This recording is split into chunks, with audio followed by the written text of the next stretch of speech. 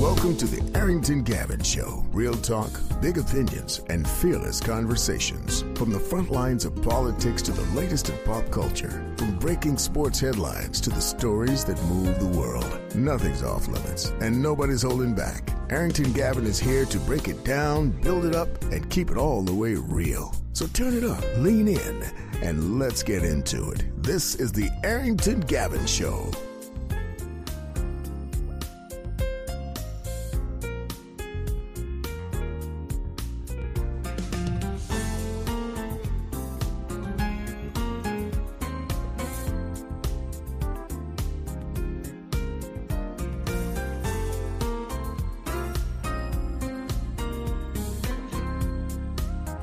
What is happening, family?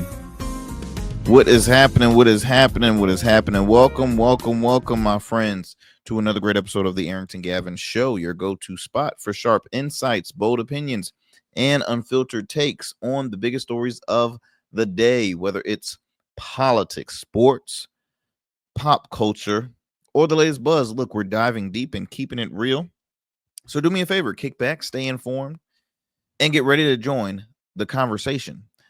As always, family, thank you so much for taking 1 hour of your time to join me here on the Arrington Gavin Show. I'm your host, your friend, Arrington Gavin, coming to you on this wonderful evening. I hope you all are having a great evening as well. A lot of stuff to impact within this hour, man. So much news to cover. We're going to try and get as much as we can. You know, it's always hard to discuss it and to talk about all of it that's occurring in 1 hour, but I'll at least keep you up to speed on some big things that are that has been happening in our world.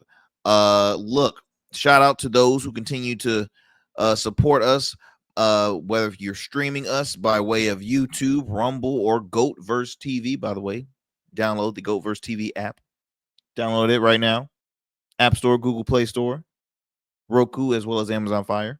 Also, I want to acknowledge our wonderful listeners in the New Orleans area by way of WBOK 1230 AM. What New Orleans is talking about. Shout out to you all that listen to this program. I truly appreciate the love and the continued support. Just here to bring you great conversation and keep y'all informed of what's happening in not just in our culture, but just in our world, man, which is a part of the culture. Look, tune into the Arrington Gavin Show 5 nights a week, Monday through Fridays at 7 p.m. Central Time, again on WBOK 1230 AM, what New Orleans is talking about. Also, shout out to our listeners in the Metro Atlanta area by way of WBOK 1230 A. Excuse me, I'm getting my signals wrong. I apologize. Shout out to y'all in the Metro Atlanta area. Listen to us by way of WDJY 99.1 FM Straight Talk. You can tune into the Arrington Gavin Show Monday through Fridays at 11 p.m. Eastern Time. Yes, I want to thank you. We're a growing program here, fam, and we just want to keep on giving it to you real, unfiltered, no BS. And it's speaking of BS, there's a lot of BS that's happening in our country, man, from starting at the Capitol all the way down to the entertainment space. I mean, it's just so much ish. I could just scream, bro. It's so much. It's so much happening. But hey, look, just always know, gotta keep God first, keep it moving forward, stay positive. Don't let all this craziness in our world overtake and overshadow all the good things that you have going for you.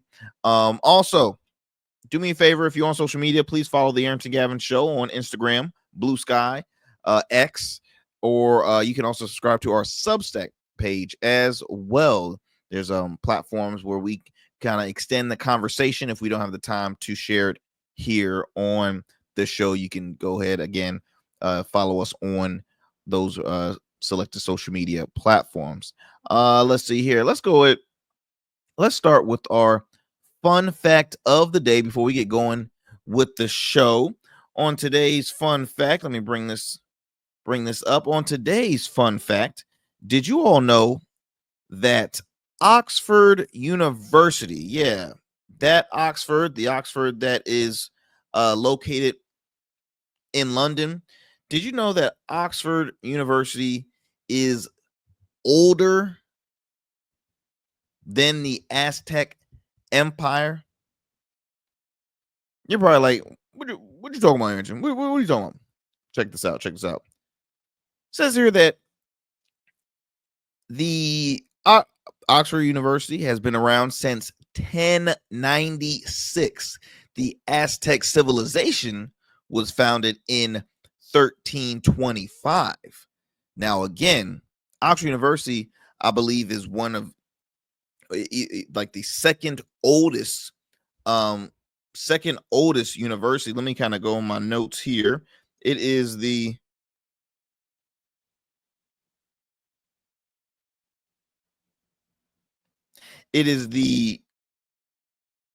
second oldest university in continuous operation, but the oldest university in the English speaking world. Again, since 1096. A lot of rich history. And moving on to our Black Excellence Report. You know, we love to change it up a little bit for you. On our Black Excellence Report, I came across this on my feed. I'm like, oh, I got to share this. Let me see if I can pull up the image for you all, for those who are watching us, to see this wonderful piece of property. So, you know, I'm a guy that, you know, I'm a man of faith, right? But I do call out some of the ministers out there, you know, of course, mega churches and mega pastors. That's like, you know, always the biggest stories, because the flashier they are, the more we're going to talk about them, because it's like, why do you have to be that flashy to talk about the Lord to folks that are looking for some guidance, folks that are looking for some assistance, rather than you just continue to flash your wealth? Now, I don't know this man from a can of paint. The gentleman's name is Pastor Bishop, by the way. Pastor Bishop. I thought it was either one or the other. Pastor Bishop I.V. Hilliard. All right. He is the founder of one of the largest churches, I believe, in the Houston area, New Light Christian Center Church. Recently, it showed here that he is selling his 6-home estate, 24 acres, 6-home estate. And if you're interested in this home, by the way, all you need is about $15 million. So, hey, look, for $15 million, this 24 acres, 6-home estate could be yours. But the reason why I wanted to share, as a part of this being a Black Excellence Report, because look, I have not heard any, you know, stories about him in the news, and, you know, because we have a lot of pastors that like to, you know, cheat the system, line their pocket, and not look out for folks. But look, the man still has a following. He's a very well respected gentleman in the religious community. And what I love about this is this man has, obviously, you got the one granddaddy of them all. You have the king of the castle, right? You got the leader, and then you have 6 other homes. Now, in my mind, I'm always, not in my mind, but I'm always talking about, you know, legacy wealth, right? Keeping it within the family. I think, y'all, that's something that we always want to continue to speak existence in our communities, is legacy wealth, right? Keeping the money within the family, looking out for your children, your children's children, your children's children. And when it comes to home ownership, when it comes to land, let me tell you something. There is nothing more valuable than owning property. Okay, I made it. I was determined when I graduated, when I moved out of my parents' home, I was going to be a home owner, and I accomplished that goal. And now I am a homeowner, and of course, that is gonna, it's not my forever home, but it's gonna be my property that I'm gonna own for the rest of my life, and now be eventually turned into a rental property. Boom, investment. But we see a lot of stories where rappers or public figure. I'm just saying rappers, for example, because in the last 2 conversations, I think the last 2 stories that I've read about, I think Boosie bought some property.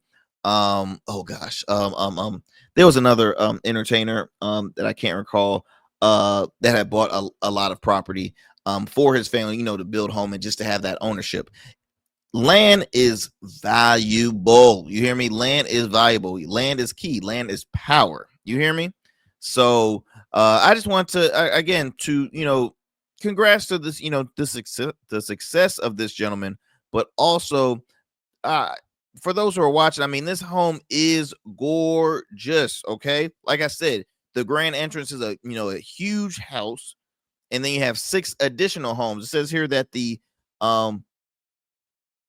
let's see here. The church attorney told Houston Chronicle the estate served as a minister retreat and conference center, qualifying for religious tax exempt. So of course they're gonna say all that. But yeah, if you go on realtor.com, you're gonna see this wonderful property, and I'm just like, oh wow. And it's very grand. Again, a little too flashy for my taste for somebody being a member of the church. But hey, I get it. I get it. The church makes money too now. Okay. Those folks make a lot of money. But again, a beautiful home. Hey, I ain't mad at you, man. Make your money. Especially, hey, if he's a brother. Hey, I can't be mad at the hustle. I can't be mad at the hustle. Let's see here. Look at our time. So look, my friends, what we're gonna do, we're gonna take a quick commercial break. Again, please don't go anywhere. We got a lot more show for you here on the Arrington Gavin Show. We'll be right back after these commercial breaks. Every man has a story to tell. Your ambitions, your achievements, your legacy. Your suit should reflect that story, crafted precisely, designed for impact, and tailored exclusively for you. We work with only the finest fabrics, luxurious wools, silk, linen, and blends from world-renowned mills in Italy, the UK, and India. These fabrics are the foundation of custom suits that exude elegance and stand the test of time. But a suit isn't just about fabric, it's about fit, and it's about confidence, and it all starts with you. When you work with me, you'll receive a personalized consultation, whether in person or over Zoom. Together, we'll explore your vision and discuss your needs. And we're gonna bring your ideas to life. My journey as a designer includes apprenticing under New York-based designer Clavon Leonard, showcasing collections at New York Fashion Week, Algeria Fashion Week, and the prestigious Baltimore Met Gala. That experience is what we bring to every suit we create. From weddings to corporate events and everything in between, we specialize in crafting one-of-a-kind suits for life's most significant moments. Dapper Luke has been recognized as one of Baltimore's best menswear in 2023, and I was honored to be one of the 10 designers selected for the prestigious Baltimore Met Gala. With over 900 satisfied clients, we proudly serve Virginia Beach and Baltimore, bringing world-class designs to these incredible communities. We don't just make suits, we craft confidence. Your suit will fit your body, your style, and it will tell your story. Book your free online personal consultation today. Visit www.dapperluke.com. Order your beard care products with Rugged Evolution. We're your local beard care line that supports the maintenance of your full, mature beard. Our line includes conditioning shampoos, moisturizers, balms, oils, shaving lotions, and exfoliating soaps. These products moisturize, hydrate, nourish, and have all the natural ingredients for a healthy beard. Log on to our website or download our app to place your orders. Become a man of distinction with Rugged Evolution Beard Care. And remember, Rugged is the new smooth. Hey, Dad, want to go for a walk? Well, that'll help me get my steps in for the day. Gotta stay healthy and strong. Bet you're healthier than me. I'd like to keep it that way. Doc says I need to walk 10,000 steps a day. How long is that? Don't know. How about you tell me a story instead of counting steps? I could tell you about the house my father and uncle built for us. That's a couple of thousand steps right there. Staying connected keeps you going strong. Learn ways to stay happy, active, and independent at cdc.gov/stillgoingstrong. What's going on, y'all? Welcome back to the Arrington Gavin Show. I'm your guy, Arrington Gavin. Look, first thing I want to bring up here is yours truly, Donald J. Trump got his big wish. Oh yeah, he got his big wish, and he calls it his big beautiful bill. It's a big bill, beautiful bill. It's gonna help a lot here in our nation, because we'd like everything big, and hey, size matters. Size matters, all right? Just like, when I was talking about how, hand sizes, size matters. Hey, I'm gonna get a bigger plane. Everything's gonna be big, big, big, big. All right, I'm done. I'm done mocking the president, y'all. I'm sorry. Let me get back to this. Let me grow up, Arrington. Grow up. All right. So recently, the House passed the big bill, big beautiful bill. Trump's, air quotation, by the way, big beautiful bill. This Trump-backed bill is expected to possibly add more than $3 trillion to the deficit over the next 10 years. If the bill becomes law, more than 7 million people will lose Medicaid coverage. I repeat, if the bill becomes law, more than 7 million people would lose their Medicaid coverage. And just a quick reminder for those who are unfamiliar. Okay, remind us again what Medicaid is. Okay, so it's health insurance program. It's a health insurance program in the United States that provides free or low cost health coverage. Let's see, low income individuals and families, pregnant women, children, people with disabilities, and some seniors. Now, some key points about Medicaid.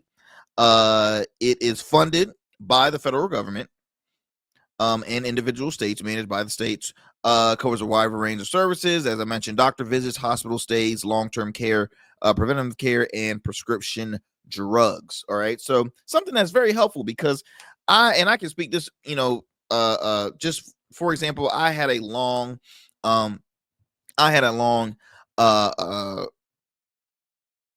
week of just being very ill. I shared it with you before. I was down, but I was still making sure I spoke to you all. But I was down. It was a rough patch for me.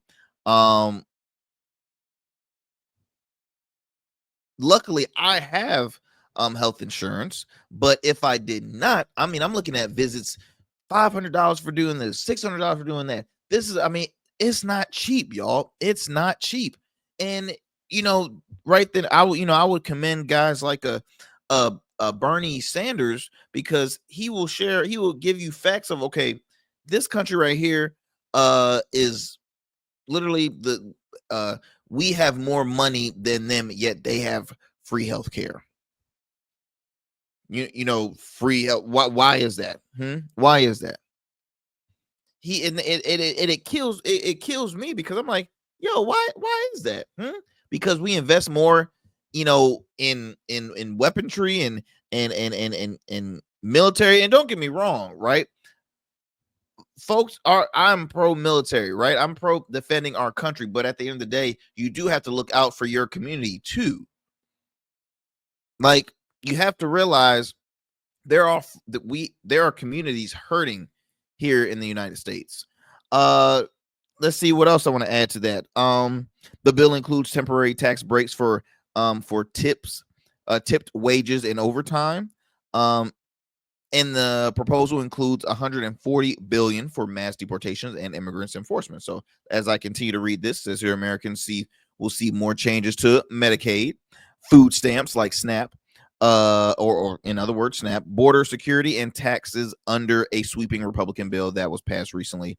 The proposal, which President Donald Trump has dubbed the Big Beautiful Bill, will enact temporary major campaign promises like eliminating taxes on workers' tips and overtime, and it's likely to be one of the most significant pieces of legislative that will be passed during his second term of office. Let me go ahead and play you this quick soundbite.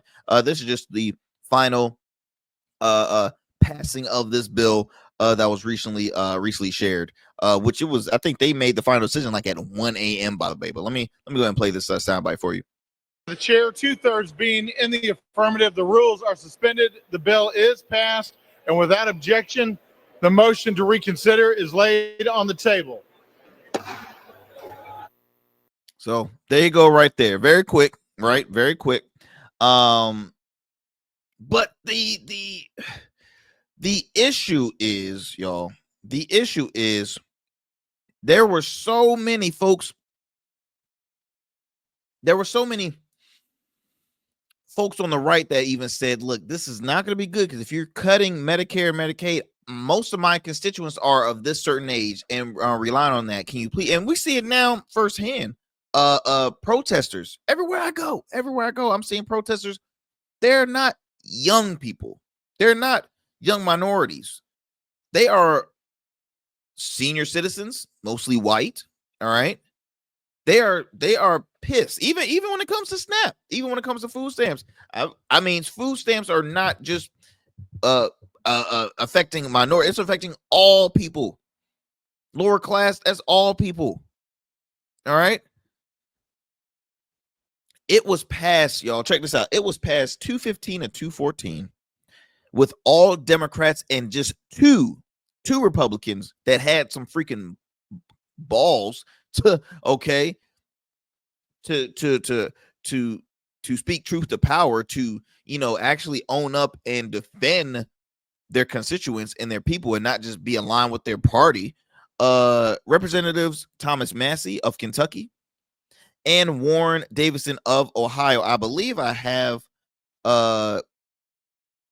Massey from I have a clip. I have a soundbite of Massey sharing and speaking why he not just why he voted. Well, yes, he spoke to why he is against this bill. Let me go ahead and pull that up for you, because it's always important to see the good and the good bipartisan work, because in this country we are living in a very divisive world. Now, I can tell you firsthand, I've witnessed bipartisan on a regular basis. Majority of things are bipartisan. It's just the fact what is always promoted publicly, and it's because of who's in charge. Then you have folks that want to bend the knee and keep that narrative going. But when the majority is like, okay, you want this, right? Yeah. Well, so do I. You want that, right? Yeah. So do I.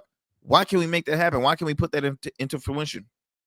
Well, because I have somebody I have to speak to. My party or my, I really want to stay in office. Okay, I owe some promises to folks that paid me to say, oh, what? Oh yeah, come on, y'all know it exists. Let me play this by Republican Congressman out of Kentucky, Thomas Massey. The lady from Indiana reserves. Gentleman from Massachusetts is recognized. Mr. Speaker, I yield 1.5 minutes to the gentleman from Kentucky, a man who is not afraid to speak his mind about fiscal responsibility, Mr. Massey. Gentleman from Kentucky is recognized for 90 seconds. Well, I'd love to stand here and tell the American people, we can cut your taxes and we can increase spending and everything's going to be just fine. But I can't do that because I'm here to deliver a dose of reality. This bill dramatically increases deficits in the near term, but promises our government will be fiscally responsible 5 years from now. Where have we heard that before? How do you bind a future Congress to these promises? This bill is a debt bomb ticking. Congress can do funny math, fantasy math, if it wants, but bond investors don't. And this week, they sent us a message. Moody's downgraded our credit rating, and the bond investors who buy our debt and finance our debt demanded higher interest rates on the 10-year note, the 20-year note, and the 30-year note. What does this mean? Very soon, the government will be paying $16,000 of interest alone per U.S. family. And what are we telling them? Instead of taking care of that problem, we're going to give you a $1,600 tax break. Under the taxing and spending levels in this bill, we're going to rack up, the authors say, $20 trillion of new debt over the next 10 years. I'm telling you, it's closer to $30 trillion of new debt in the next 10 years. Mr. Speaker, we're not rearranging deck chairs on the Titanic tonight. We're putting coal in the boiler and setting a course for the iceberg. If something is beautiful, you don't do it after midnight. I oppose this bill. I mean, thank God there, that, in the words of Bill Maher, there are such thing as good Republicans. And there are, guys. Again, you're talking to somebody that is a centrist. I've seen good people on the right. I've seen great people on the left. They do exist. Okay. Please don't assume because of what letter they have in front of their name, like, oh, they're all bad.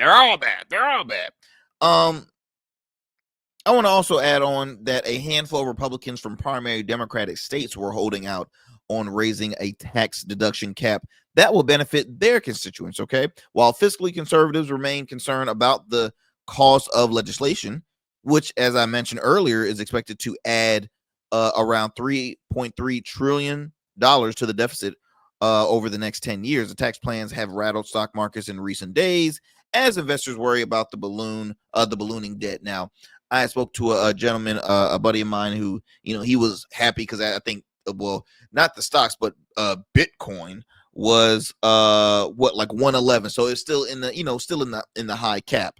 But once again, stocks, Bitcoin, because I personally don't really invest in it. I can, I hope to have an expert in that field here on the program to explain it a little better, in layman terms. Because for me, I'm like, I don't understand it. I don't want to invest on it. If I put $5 in there and I make 55, or if I make a $3,000, I'm taking that thing out. Okay, I'm not going to oh well, let me just let it wait until it keeps on building and building. I'm like, no, I'm not a gambler like that, y'all. I'm not a gambler. Says here that Trump met personally with the GOP conference the morning of, urging them to stop pushing for more changes and get behind the bill. I quote, and this is from the House Speaker, Mike Johnson, representative out of Louisiana. Failure is simply not an option. He said after that meeting. So let me share some pros and cons about this. Let me go ahead and if I can before I move on to our next thing. So I'll start off with the pros. All right, tax relief for individuals and families. So permanently extends the 2017 tax cuts, providing continued relief for many taxpayers. Increases the standard deduction by $1,000 for an individual to $1,500 for heads of households, and $2,000 for married couples through 2028. Now, introduces new deductions such as eliminating taxes on tips and overtime pay, and offers a senior bonus tax break. Businesses, it gives incentives to businesses, reintroducing full expensing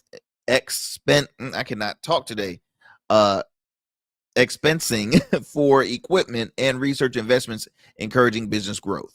Also, proponents argue the bill will boost economic growth, with estimates suggesting up to 5.2% increase in real GDP over the next 4 years. Now,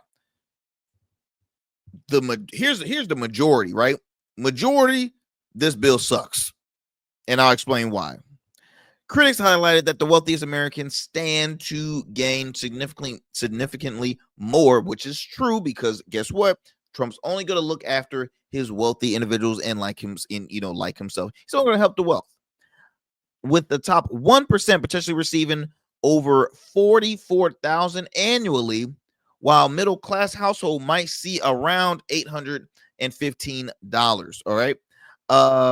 So obviously disproportionate benefits to the wealthy, increase in national debt. I mentioned about the $3 trillion added to the deficit. Cuts on social programs. I mentioned about Medicaid cuts, SNAP, which is food stamps, potentially leading to millions losing health care and food assistance. We are the richest freaking country in the world. Why can't we help those in need? Why? Because, the right's going to say, well, they chose that. They're not trying to better themselves. They're not trying to do this and do that and do that. So you're just saying the majority out there is not trying to live a better life? The majority is trying so hard not to get out of a rough situation that they're currently in, trying to have a better life for their families. The nerve, the damn nerve. It says here certain tax breaks, such as the increased child tax credit, are set to expire by 2028, aligning with the end of Trump's potential second term, leading into uncertainty for families. Also, guess what? This could potentially add an economic risk. You know why? Because economists already warned that the combination of tax cuts and increased spending could limit the Federal Reserve's ability to manage inflation and interest rates, posing risk to You guessed it, economic stability. Y'all, I never get it. I never understand. I really don't. I don't know why folks are scared of this guy. I don't know. I continue to think, what does he have on him? What does he? What does he have on him? Am I missing something here? I'm gonna tell you one thing. Midterms is coming. Midterms is coming. Y'all, if y'all are against this, look, I already spoken on the previous programs. I don't know if it was the last one, the one before. Trump has added, guess who's going to be replacing Elon Musk? One of the founders of Project 2025. You hear me? One of the founders of Project 2025 is going to be replacing Elon Musk's position and in charge of all the, basically the cuts and funding and this and that and the other. Like he's letting this person in that wants to promote having the life back to where it was back when it was, before civil rights. I'm not lying. I wish I was. We are in a time where literally America is for sale. $400 million planes. I want give me. This man is using the presidency seat, doing commercials for freaking Tesla on the front freaking lawn of the White House. I'm pretty sure he's still doing commercials for like Trump watches, what costs damn near thousands and thousands of dollars. Come on, y'all. I've already shared the timeline.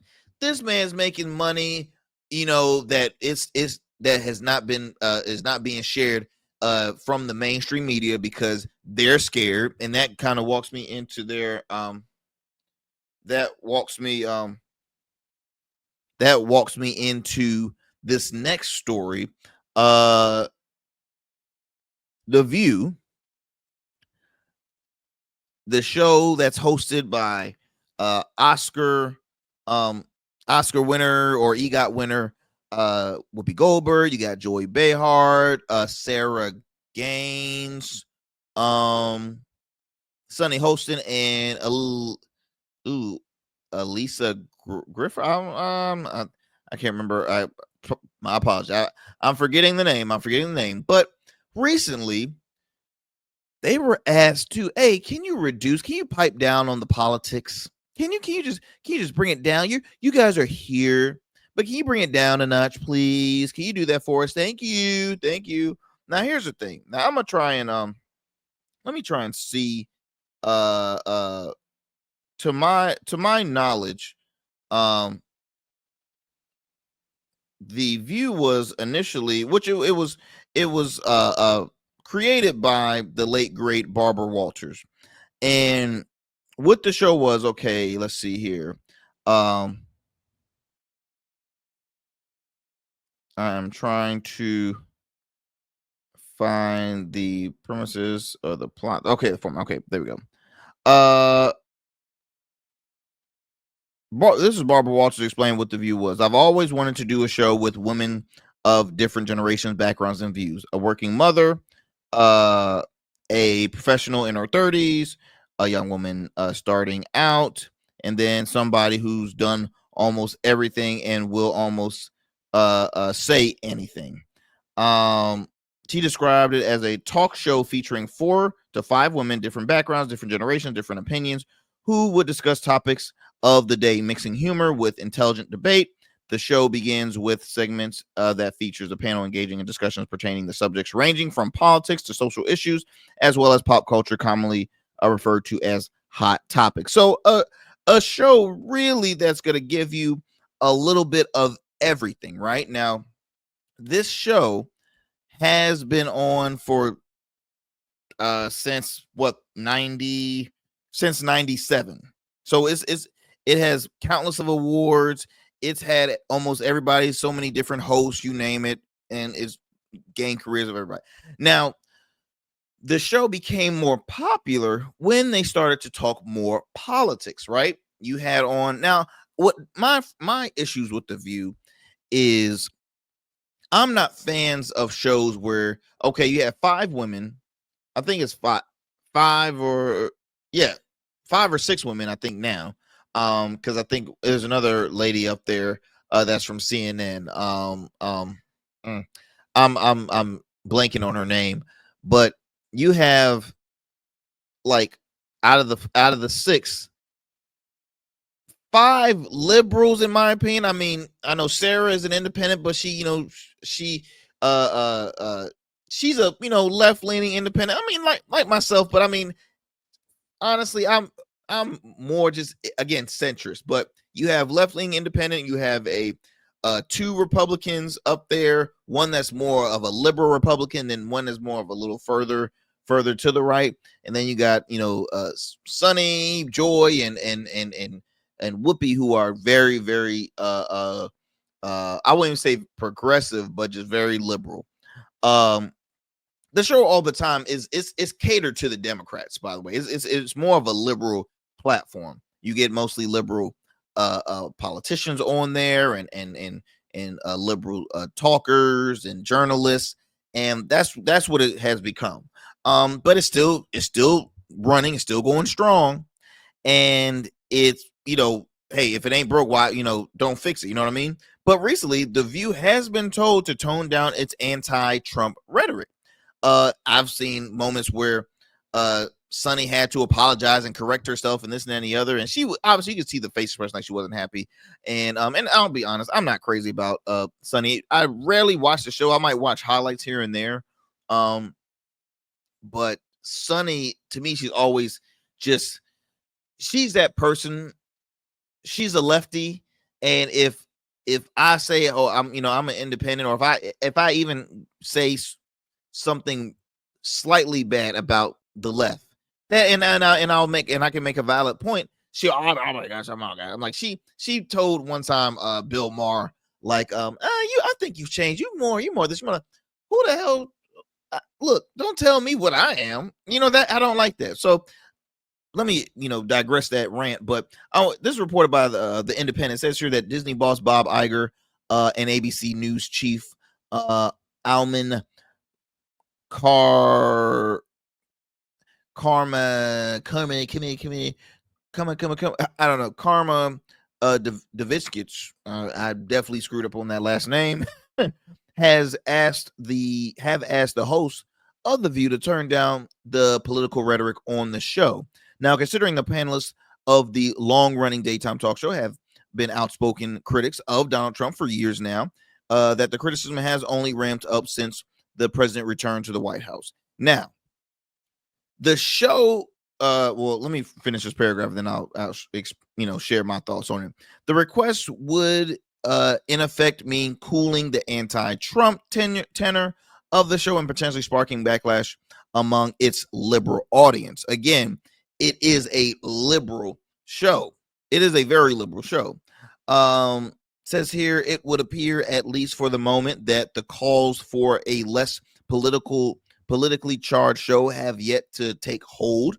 In a recent program, for instance, it kicked off with the segment focused on Trump's off the rails Oval Office meeting with the South African president, which featured the president going on a rant about the baseless white genocide conspiracy theory. Here's my thing. Here's my thing.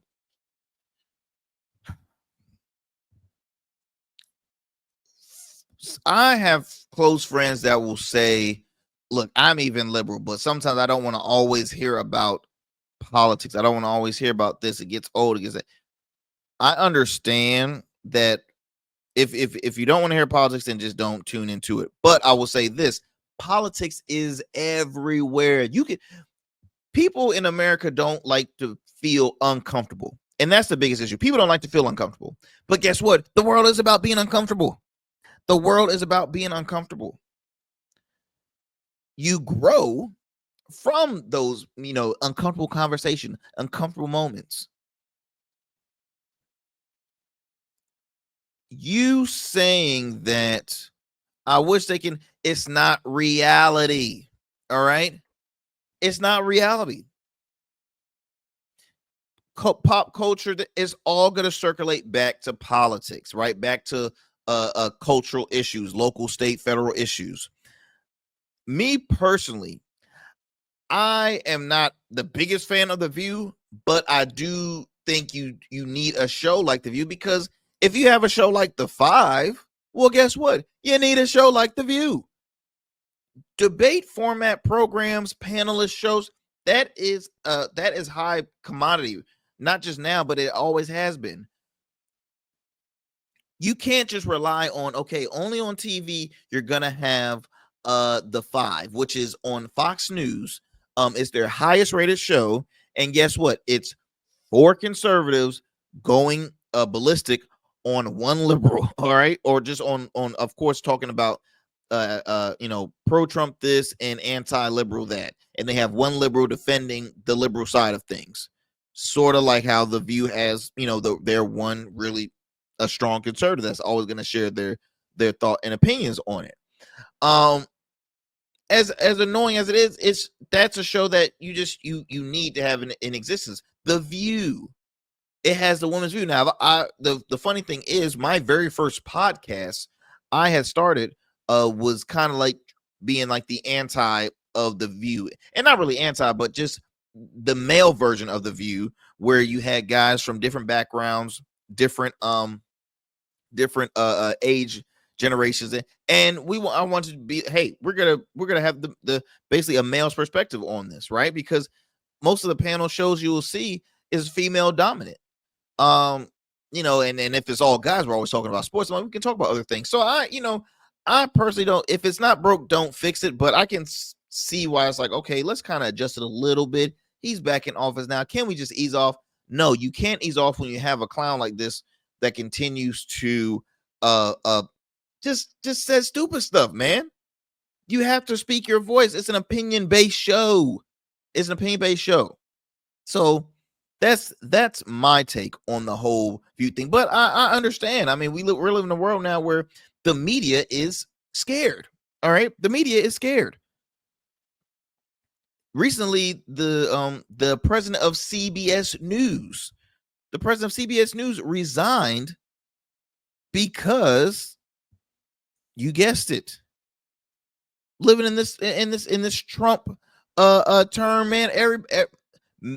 Corporate media is different now that there is it's another term under Trump. The president and CEO of CBS News has stepped down, becoming the latest high-profile official to leave network. Wendy McMahon said in a memo that CBS staff, it's become clear that the company and I do not agree on the path forward. Her departure comes as CBS corporate ownership, Paramount, is seeking FCC approval to complete a $8.4 billion merger with Skydance Media, and Paramount is in talks of settling a $20 billion lawsuit by Donald Trump, who objected that the way the CBS 60 Minutes edited an interview with Kamala Harris, which was true. They effed up on that. They did edit it, and it looked like this man might have a case. I mean, ABC already caved in. They paid, I think, a $15 million defamation case or something. And so you got mainstream media. They're scared. They're firing their prominent voices left and right. Joy Reid. Who else? Katie Fang, who's recently, shout out to Katie Fang. She recently just signed with Media Touch, which is an independent growing platform, Midas Touch network. And we're seeing everybody. I mean, Jim Acosta, Don Lemon, Mehdi Hassan has started his own platform, Zateo News. Obviously Roland Martin was the king, in my opinion, that started it all with it. But there's so many folks there's so many folks that are pro independent news platform, because they're like, hey, look, we got to keep this momentum going. We got to keep this narrative going. But it's a lot happening, my friends. It's a lot happening. Let's see here. We're going to take another commercial break. Please don't go anywhere. We'll be back with more here on the Arrington Gavin Show. We'll be right back after these commercial breaks. Jazera Learning Institute, LLC, is a hybrid learning center that strives to educate adults and children in all fields. During the day, we offer programs that are focused on developing students from pre-K to 12th grade, which includes tutoring, homeschool co-op, an after-school program, SAT, ACT prep, and many more engaging academic programs. Our adult education programs include workforce trainings, GED prep, life coaching, various seminars, and many more. Our vision is to train and educate in a positive way that will lead to a positive change in the world, one person at a time. For more information, visit us online at JazarinLearningInstitute.com or call us at 757-208-7407. What's up, y'all? Welcome to And we still in traffic. Don't look familiar, do I? Not in this seat. Hey, what's that you listening to? Here to host today. Hey, turn it up. Yeah, this that new Goat Verse app. I got you. So y'all want to know where the goats are? They're off on the sidelines. Looking for fresh, relevant content wherever you go? What was the name of that he said? Introducing GoatVerse TV. GoatVerse, that's what it's called. The free streaming app that brings you the best podcasts, current events, and thought-provoking opinions all in one place. Download it now from the Apple Store or Play Store. In Goats, we trust. All right, family, welcome back to the Arrington Gavin Show. Thank you for staying with me here on this evening. Next up on our headline news is Van Jones, CNN Van Jones, former advisor under the Obama administration and a long time, like I said, CNN political commentator Van Jones recently had shared some frustration, kind of called out the Democratic Party over the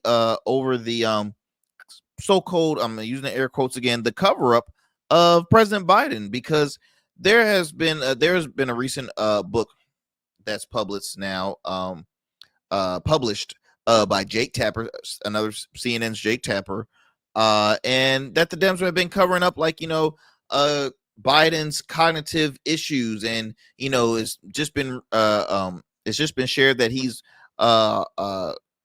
been diagnosed with prostate cancer, a very aggressive form of prostate cancer, and they're just like saying, just all of a sudden now, like, come on, like, there was never any signs while he was in office.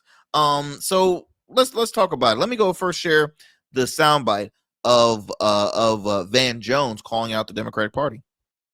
Van, I remember how emotional you were in the immediate moments after the June 27th, 2024 debate because of what you saw on the stage. And with all this new reporting coming out, and I should disclose that I gave both of you copies of the book so you would have a little bit more information. Do you feel like you were duped, Van? Like, how do you feel? First, this book is extraordinary. I don't care who you are, left, right, or otherwise. Anybody who cares about this country and about just the dynamics of power, this is the emperor's new clothes playing itself out in real time. Everybody knew, but everyone was afraid to say, except for David Axelrod for 2 years, that something was wrong here. And so, I was shocked. I love Joe Biden. I don't like him. I love him. I got a chance to work with him when I was a part of the Obama administration and loved him more every day. I was shocked to see his condition when he came out, and so was the world. And that wasn't the first time he was in that condition. The book makes it very, very clear. There are people who knew and said nothing. And that is a crime against this republic. And I think the Democrats are going to pay for a long time for being a part of what is now being revealed to be a massive cover-up. Van, I remember how emotional. So what what Van is talking about is the fact that there was a cover-up of the declining health of Joe Biden. Right now, it doesn't take a rocket scientist to figure this out. I mean, what am I trying to say? I'm no rocket scientist. I screwed up that one, but but what I'm trying to say is, you could easily see that Joe Biden was declining. That's if you ignored and said, "Oh, he's perfectly fine," like, look at all, and please do not deflect and say, "Well, look at all these other old folks. Look at these old." Look, they old too. They asses old too. But Joe was having his moments, falling 24/7. Obviously, he was, his mind wasn't sharp. That wasn't as sharp, and that was proven during that his very last debate of his political career. But in this book that was written by CNN's Jake Tapper, which to me was also gonna eventually bite him on the ass and CNN, because they were a part of kind of not disclosing some of the moments. Well, Jake, well, yeah, no, I'll tell you about, no, Jake was a part of that crew too, because it should have been shared. It should have been reported more. It was on the right, which, don't get me wrong, the right does things just because if it's not a Republican president in there, they're gonna start talking junk regardless about every single thing. And trust me, their guy's not nowhere near better. Okay, let's just. I'm not over here defending Trump at all, because he is worse than worse. All right. But Van has been receiving some heat. He has been receiving some backlash because, again, he's a former staffer, right? But I wouldn't use the words, "Oh, this is a crime against the republic." Yes, it's sharing false narrative, but I mean, they like to go overboard with the terminology. "Oh, this is a crime. This is a crime." Let me go ahead and read you a little bit of this reported by Mediaite. Obviously, you heard what Van Jones had shared. The book that is written by that was written and published by Jake Tapper. The book details Biden's mental lapse and alleged effort by aides and allies to conceal them from the public ahead of decisions to end his reelection bid. Obviously, we heard what Jones had shared. Tapper followed up by referring to an interview on the View, in which Biden insisted that he would have won re-election had he stayed in the race. You and I, y'all all know that I easily yelled out BS on that. He was not gonna win that race. It just he wasn't. He couldn't have thought that. Oh, even after you fumbled the bag on the debate that you requested to have in your backyard at CNN, yet the guy that lied on everything came out victorious. I mean, he literally won unanimously because you were the like, come on, Joe, come on, dude. Axelrod, who said, I think that's preposterous. He's being told by Mike Donnellan, his top political aide, is just so tied to Biden emotionally that he could not accept the truth. Y'all, please, one thing about politics is there is rarely emotions. All right. Sometimes you just have to realize you have to do what's best for the majority, for the community. You can't cover up stuff, man. You can't, because trust and believe it's going to bite you in the butt later on. Axelrod said polling before the first presidential debate showed Biden had less than a 5% chance of winning, and warned Democrats would have lost additional Senate seats if he remained in office. So we're going to continue to see more stuff out of this book from Van Jones. I'm not trying to frustrate our Democratic listenerships, because again, I lean right now, I'm leaning more in your direction in comparison to what the right is doing right now. I'm just so frustrated with the Democratic Party right now because, in my opinion, they're not doing anything to win. There is no voice coming out of their party. They're busy, fussing at each other than, thinking on a strategy, on a plan. All right. They want to, there has been so many, I mean, due to illnesses, due to there's so many folks not seeking re-election. Hell, in the state of Virginia, my home state, we recently lost a long-standing congressman who announced that he wasn't seeking a re-election. He was very ill, And it was extremely sad because he was very well respected in the community. But it's just we can't let, we can't never say, okay, people get sick. We can't control that. You're absolutely right. But at the end of the day, if there's folks that have been in office for a while, you're like, hey, look, you have these moments of healthcare. Maybe it's time to start looking at who can come up to the plate and continue the good work that you're doing. That's all, y'all. I'm looking at my time. I have about a few short minutes left. I want to share real quick a story that came across my feed about Governor Westmore, governor of Maryland, Westmore, who I'm a huge fan of, by the way. I mean, you're talking about somebody who, in my opinion, can easily be the next president of the United States. It is Westmore. Westmore is highly respected by the right and the left.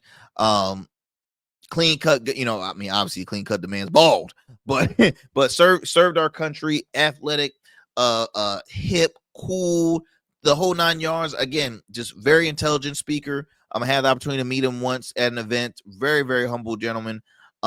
He received some heat lately because he vetoed a bill that would have created a reparations study commission, sparking backlash from Black lawmakers and advocates who saw it as a betrayal, especially him being the state's first Black governor. Now, here's my thing. I want to defend the governor here. The governor simply said this: bump having studies. We need to focus more on action. How many times are we going to do studies?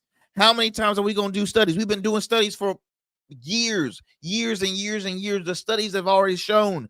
Put it into action, and then talk to me. But if it's not in action, you just want to talk. You telling me all this work we're doing is just to create a reparations study commission.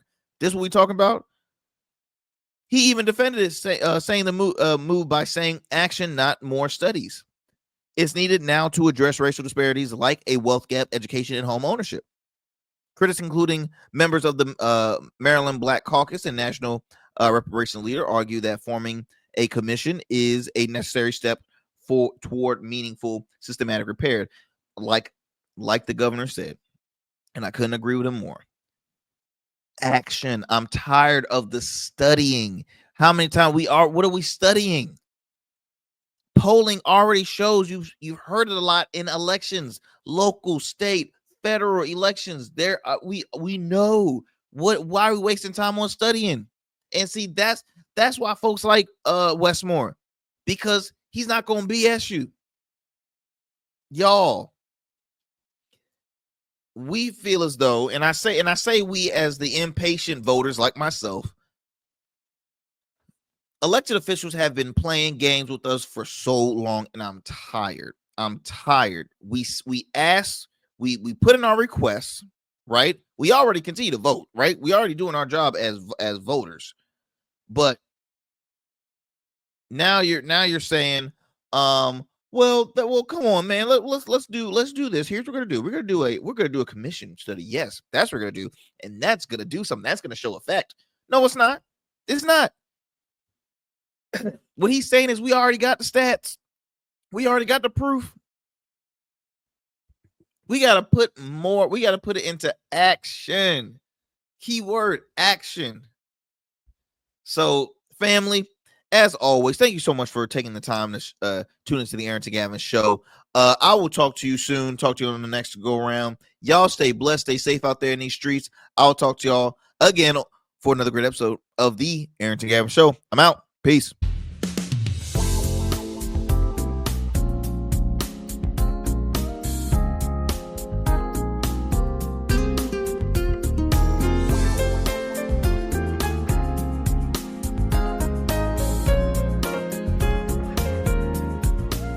That's it for tonight on the Arrington Gavin Show. Thanks for tapping in and keeping the conversation alive. Don't forget, stay connected with us on all platforms. Follow at Arrington Gavin on Instagram, Blue Sky, and X, and subscribe to the official Substack for exclusive takes and deep dives you won't get anywhere else. We're here every weeknight, same time, same energy, same real talk. Until next time, stay bold, stay sharp, and stay true.